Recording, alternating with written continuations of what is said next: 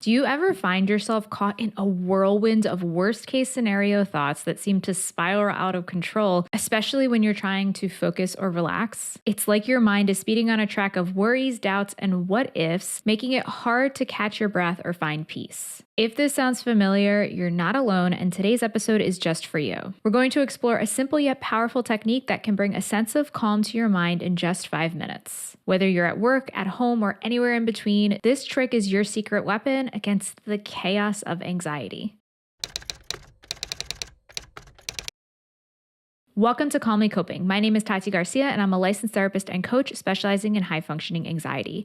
I help high achievers stop putting themselves last so they can feel calm, balanced, and confident from within. If this topic interests you, then please like, subscribe, and hit the notification bell so you'll be notified every time I release a new episode. Thank you so much for tuning in. So regardless of what the content of your anxious thoughts are, this can be a simple trick that you can utilize to help you to calm that chaos that comes with going to the worst case scenario and going into that downward spiral of always focusing on the negative consequences or negative outcomes of what could happen or what could go wrong, or just overthinking something that happened in the past. Now, this works best, and I specified that this was for anxious thoughts because sometimes we can have anxious feelings. It's maybe just a sense of dread or those physical symptoms that go along with anxiety, like a quick heart rate or sweating or tension somewhere in your body or any other physical symptoms that go along with anxiety. If there are no thoughts or you're not sure what's making you feel anxious, then what can help in that situation is to do something to calm your body and mind physically. So that could be taking deep breaths, meditation, doing something physical like going for a walk or some form of exercise, something that's going to get you out of your head and into your body and help you to tune into how you're feeling. Now, if you're able to explore, okay, what's going on here? What's at the root of this anxious feeling, or if you have a lot of thoughts that are going along with this anxiety, then this is when this trick is going to be most helpful. I was listening to a song right before I started recording this episode called The King of Wishful Thinking by the artist Go West. So if you have heard this song before, apparently it was in the movie Pretty Woman, which I didn't realize. It just started playing automatically for me after I was listening to some other songs. The lyrics in this song, he talks about being the king of wishful thinking and saying it's somebody who's heartbroken and he's going to pretend that my ship's not sinking and I'll tell myself, well, I'm over you. So it's kind of fake it till you make it and pretend that he's not heartbroken and just tell himself, I'm going to be okay and everything's going to be fine. Now, what we want to do when it comes to anxiety is straddle that middle ground of being the king or queen of wishful thinking and just pretending that everything's okay. And the other end, which is fixating and steeping in the anxiety and the negative thoughts. We want to not go all the way to the extreme where we're just pretending everything's fine and everything's going to be okay and it's all rainbows and butterflies. So that middle ground is where you're acknowledging, okay, I'm not feeling okay. I'm feeling anxious. What's going on here? Being curious about it, exploring it, but not completely staying stuck in that. And what can help is intentionally exploring those thoughts with these 3 questions that I'm going to share with you. These are 3 questions that I have shared in my membership community and that I potentially may have shared before in this podcast. I'm not sure, but I wanted to focus this episode on this technique because it's something that I have personally found very helpful and that has been very helpful for my clients and students. So first, you want to identify what is the negative situation that you are catastrophizing. So catastrophizing is when you are seeing it as a catastrophe, thinking of the worst case scenario, going through all the what ifs. So what is that worst case scenario? So maybe an example could be my schedule is out of control. It's super busy and I'm never going to have control over my life. Or maybe it is I said something awkward in this conversation yesterday. What if this person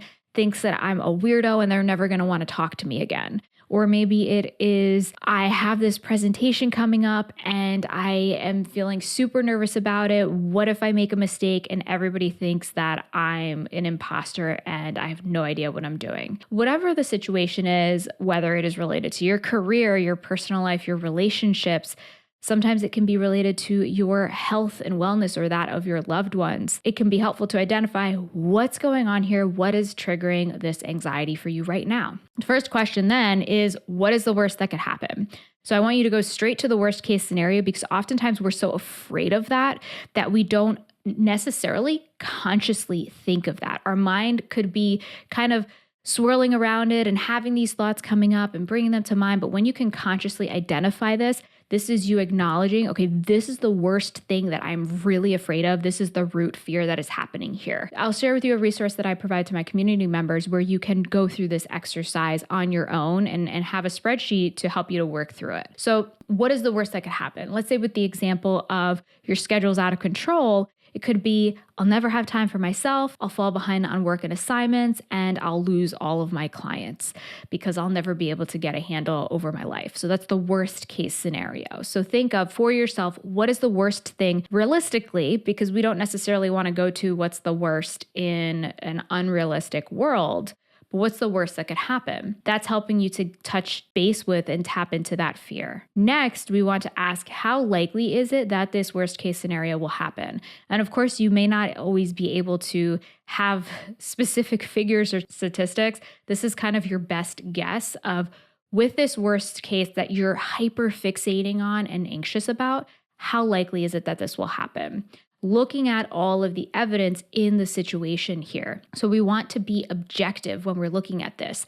With anxiety, your mind will tend to overemphasize and exaggerate the likelihood of something negative happening. So you're going to be fixating on that worst case scenario when in reality, it is probably not that likely. So when we can look at things objectively and maybe look at past evidence or experiences that we've had, look at people that we know around us, if they've experienced or gone through this situation before and what their outcomes have been, or just looking at the general overview of society, if they've had an experience with this, what is the likelihood of that worst case scenario happening? So in this example that I've given, I identified, okay, it's unlikely that I'll never have time for myself, even when things get busy. I can take time on the weekend, or I can plan time off in advance. I've never lost clients for falling behind on my work. And even if I do fall behind, I've always been able to catch up. So this is a way of you working through, what is that worst?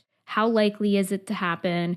And just looking at the evidence in the situation. The reality is that there is a possibility that the worst case can happen, no matter how small. So next question is going to address that. And that next question is, could I cope with it and how? And unless this is something that is killing you, you can cope with it. As uncomfortable or difficult as it might be, it is something that you can cope with and you can recover from. I'm sure that you have coped with and recovered from similar or challenging things in the past, and you are more resilient than you give yourself credit for.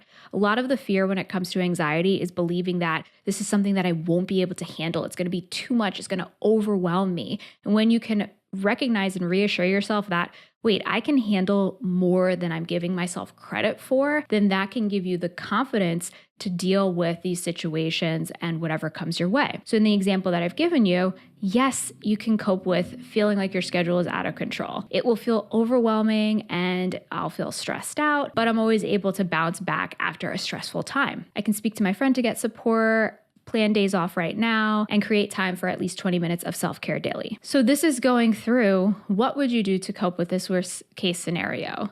And what would that look like? So going through these 3 questions is a simple trick that only has to take 5 minutes, that can help you walk through and build your confidence in managing difficult situations and also really address the root fear. When we have anxious thoughts swirling through our mind, oftentimes it feels like they're out of control, and your fear and anxiety is fueling those thoughts. When you can be intentional and write this down and identify this and get it out of your head and onto paper and work through it, that helps you to feel more of a sense of control of a situation, even if you don't have control over a situation. It helps you to work through and problem solve, which is what your mind's probably trying to do, just in an ineffective way. And this isn't going to be a cure-all for anxiety. The reality is that when we experience anxiety, it's oftentimes a fear of uncertainty and about things that we have no control over. So a big part of coping with anxiety is learning to manage that uncertainty that comes with day-to-day life. So I hope that this 5-minute trick was helpful for you. If you're interested in grabbing that spreadsheet, I will leave a link for that in the description. And if you're interested in exploring more tools and tricks for managing anxiety, for embracing uncertainty. I have an entire training on how to embrace uncertainty to reduce anxiety in my membership community, the Calm and Ambitious community, along with so many other trainings on how to reduce anxious thoughts and feelings, how to think more positively every day, and resources to help you get support in working through these challenges. You can learn more by going to calmandambitious.com or clicking on the link in the description. And I'd love to hear your thoughts on this episode. What do you think of this 5-minute trick? Is this something that you plan on using in your day-to-day when you're struggling with anxiety? While you wait for next week's episode, I have other episodes about how to calm your mind, how to create work-life balance, and how to feel more confident from within. Thank you so much for tuning in today. And until next time, be calm.